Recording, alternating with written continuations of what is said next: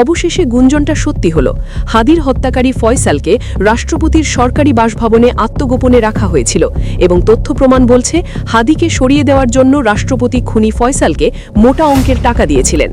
অন্তর্বর্তীকালীন সরকারের প্রধান উপদেষ্টা ডাক্তার ইউনুস অত্যন্ত কঠোর ভাষায় বলেন, আমি সারা জীবন শান্তির কথা বলেছি, ন্যায়ের কথা বলেছি, কিন্তু আমার সরকার কি তবে খুনিদের আশ্রয়স্থল হয়ে দাঁড়িয়েছে?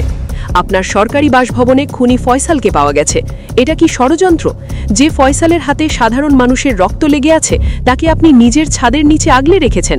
শুধু তাই নয়, তথ্য প্রমাণ বলছে হাদিকে সরিয়ে দেওয়ার জন্য আপনি খুনি ফয়সালকে মোটা অঙ্কের টাকা দিয়েছিলেন। আমি কি এই বাংলাদেশ গড়ার স্বপ্ন দেখিয়েছিলাম? আপনি যখন খুনিকে ভাড়া করেন এবং তাকে প্রশ্রয় দেন, তখনই আপনি রাষ্ট্রপতি পদের মর্যাদা হারিয়েছেন। দর্শক, এইমাত্র পাওয়া ব্রেকিং নিউজ। দর্শক, অবশেষে ধরা খেয়েছে হাদির খুনি ফয়সাল। দর্শক, হাদির খুনি ফয়সালকে কিভাবে ধরেছে এবং কি স্বীকারোক্তি দিয়েছে বিস্তারিত দেখতে পারবেন এই ভিডিওতে। তাই 1 সেকেন্ডও না টেনে পুরো ভিডিওটি দেখবেন। চ্যানেলে নতুন হলে সাবস্ক্রাইব করে রাখবেন পরবর্তী আপডেট পাওয়ার জন্য। ভিডিওতে একটি লাইক করে দেখতে থাকুন সম্পূর্ণ ভিডিওটি। রাষ্ট্রপতি খুনি ফয়সালকে মোটা অঙ্কের টাকা দিয়েছিলেন। অন্তর্বর্তীকালীন সরকারের প্রধান উপদেষ্টা ডাক্তার ইউনুস অত্যন্ত কঠোর ভাষায় বলেন, আমি সারা জীবন শান্তির কথা বলেছি, ন্যায়ের কথা বলেছি, কিন্তু আমার সরকার কি তবে খুনিদের আশ্রয়স্থল হয়ে দাঁড়িয়েছে? আপনার সরকারি বাসভবনে খুনি ফয়সালকে পাওয়া গেছে। এটা কি ষড়যন্ত্র? যে ফয়সালের হাতে সাধারণ মানুষের রক্ত লেগে আছে তাকে আপনি নিজের ছাদের নিচে আগলে রেখেছেন। শুধু তাই নয়, তথ্য প্রমাণ বলছে হাদিকে সরিয়ে দেওয়ার জন্য আপনি খুনি ফয়সালকে মোটা অঙ্কের টাকা দিয়েছিলেন। আমি কি এই বাংলাদেশ গড়ার স্বপ্ন দেখিয়েছিলাম? আপনি যখন খুনিকে ভাড়া করেন এবং তাকে প্রশ্রয় দেন, তখনই আপনি রাষ্ট্রপতি পদের মর্যাদা হারিয়েছেন।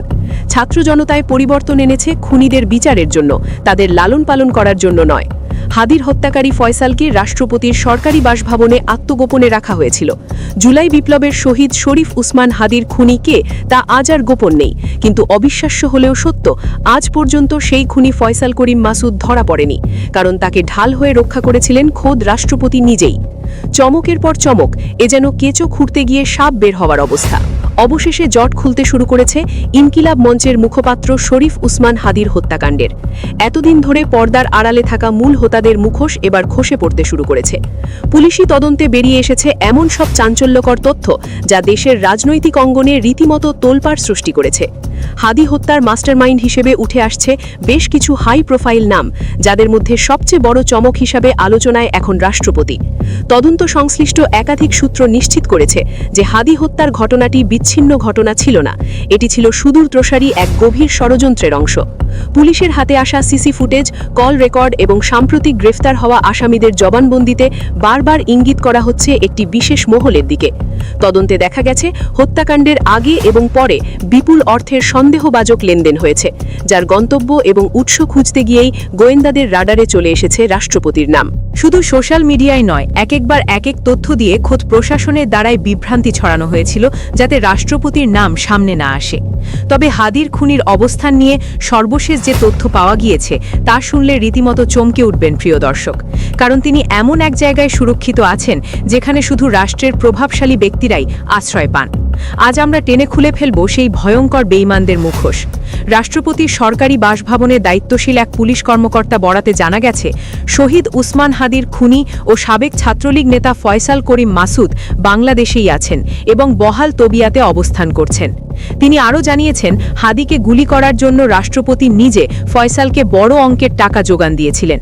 প্রশ্ন হচ্ছে, রাষ্ট্রের সর্বোচ্চ অভিভাবকের আসনে বসে একজন খুনিকে ভাড়া করা এবং তাকে পাহারা দেওয়া কিভাবে সম্ভব?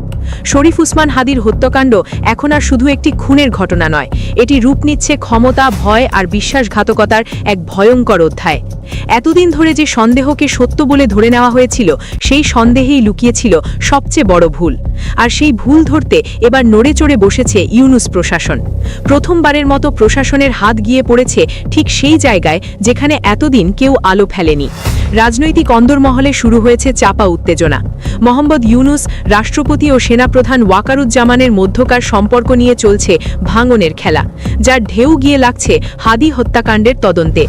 এতদিন সাধারণ মানুষকে যে গল্প শোনানো হয়েছিল হাদিকে হত্যা করেছে ফয়সাল করিম মাসুদ আর সে ভারতে পালিয়ে গেছে, সেই গল্প এখন ভেঙে পড়ছে।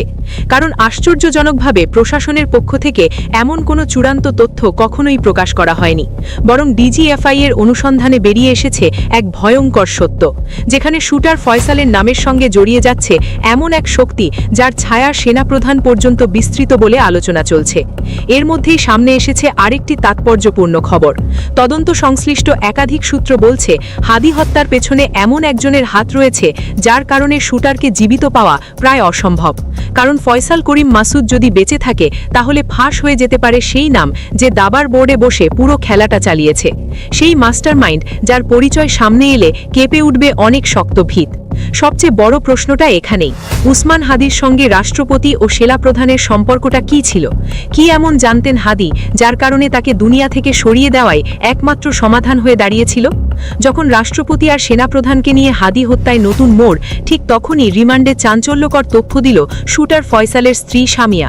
জানিয়ে দিল হাদি হত্যার টাকার উৎস, যা মাস্টারমাইন্ডের বুক কাঁপিয়ে দিয়েছে। প্রতিবেদনে আমরা উন্মোচন করব সেই সকল না জানা সত্যগুলো। তার জন্য ভিডিওটা শেষ পর্যন্ত দেখতে থাকুন। হাদির স্ত্রীর জবানবন্দির আগে প্রথমে ফয়সালের লেনদেনের মধ্যে ৬৫ লাখ টাকার একটি লেনদেন নিয়ে মাঠে নামবো আমরা। খুঁজে বের করব হাদিকে হত্যার ঠিক ১ মাস আগে কেন ফয়সাল ৬৫ লাখ টাকার এই সঞ্চয়পত্র কিনেছিল স্ত্রীর নামে। খোঁজ নিতে এবার সেই ব্যাংকে ঢোকার চেষ্টা অনুসন্ধান টিমের। দায়িত্বপ্রাপ্ত কর্মকর্তারা ক্যামেরার সামনে কথা না বললেও জানান ব্যবসার কথা বলে ২০২৩ সাল থেকে এই ব্যাংকে লেনদেন করে ফয়সাল। ব্যাংক লেনদেনের তথ্য বলছে ফয়সালের প্রতিষ্ঠান অ্যাপল সফট আইটির নামের হিসাবে গত বছরের ৩ নভেম্বর জমা হয়েছে ৪২ লাখ টাকা, যা আবার এসেছে মিডল্যান্ড ব্যাংকে থাকা তার অ্যাকাউন্ট থেকে। সেই টাকা একজন পাঠিয়েছিল পে অর্ডারের মাধ্যমে। পরে ৪ নভেম্বর অ্যাপল সফট আইটির হিসাব থেকে ৬৫ লাখ টাকা দিয়ে স্ত্রী সামিয়ার নামে সঞ্চয়পত্র কেনে ফয়সাল। ঢাকা মহানগর গোয়েন্দা পুলিশ সামিয়াকে জিজ্ঞাসাবাদে জানতে পারে ফয়সাল পরিবারের জন্য এই টাকা রেখে গিয়েছিল। ফয়সালের স্ত্রী রিমান্ডে জানিয়েছে ঘটনার একজন এক ধরনের ভূমিকা পালন করেছে। কেউ ঘটনার পূর্ববর্তী সময়ে সেগুলো জানা সত্ত্বেও সেটা গোপন করেছে, আবার ঘটনার পরবর্তী সময়ে তাদেরকে পালিয়ে যেতে সহায়তা করেছে এবং অস্ত্র সরবরাহ করেছে।